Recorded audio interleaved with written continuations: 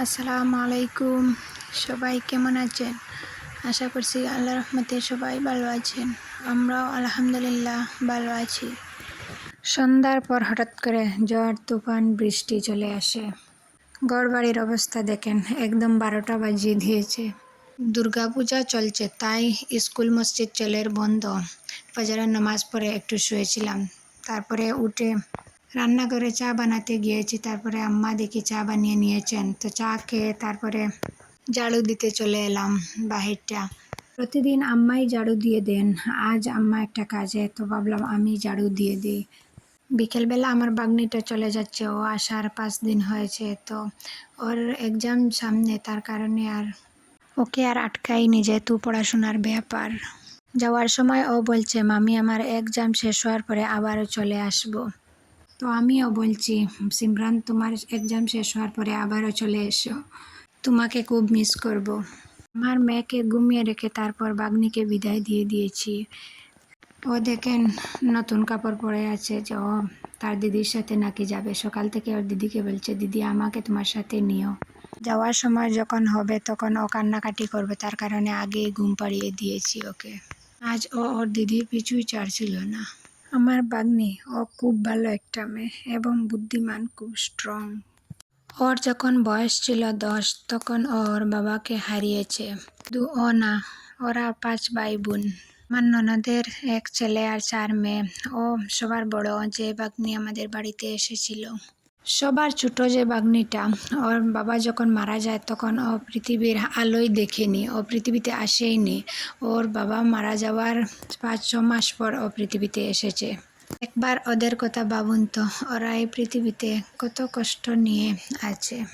তাদের আবদার শখ আহ্লাদ বলতেই কিছু নেই। তারা কার কাছে আবদার করবে? তাদের তো বাবাই নেই। আমরা সব কিছু পেয়ে আল্লাহর কাছে শুকরিয়া আদায় করতে জানি না। আমার 1 ননদ আর 1 ননাস, মানে আমার হাজব্যান্ডের ছোট 1 বোন আর বড় 1 বোন। তাদের ভাগ্য এমনই যে দুজনেরই হাজব্যান্ড নেই।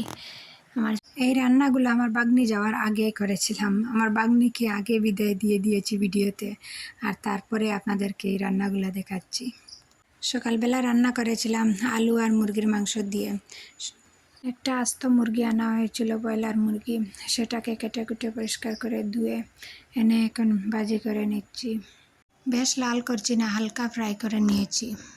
আমি জানি না আমার ভিডিওটাকে কোথায় থেকে দেখছেন। আমার ভিডিওটা যদি আপনার কাছে ভালো লেগে যায়, প্লিজ একটা লাইক দিতে ভুলবেন না। আর আপনি যদি আমার চ্যানেলে নতুন হয়ে থাকেন, আপনি চাইলে আমার চ্যানেলটাকে সাবস্ক্রাইব করে নিতে পারেন।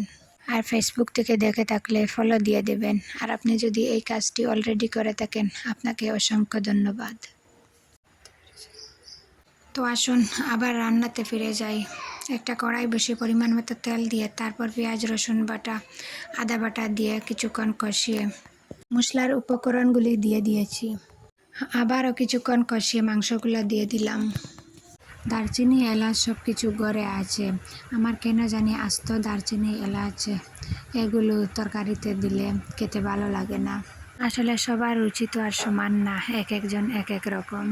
আবার পাউডার করে দিলে খেতে ভালো লাগে। আমি এটা তরকারি নামানোর সময় দিয়ে দিই।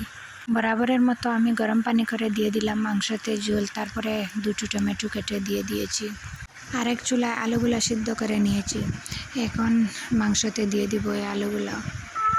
এদিকে ঝড় তুফান বৃষ্টির কারণে কারেন্টও চলে গেছে, তার উপর আবার রাতও অনেক হয়ে গেছে।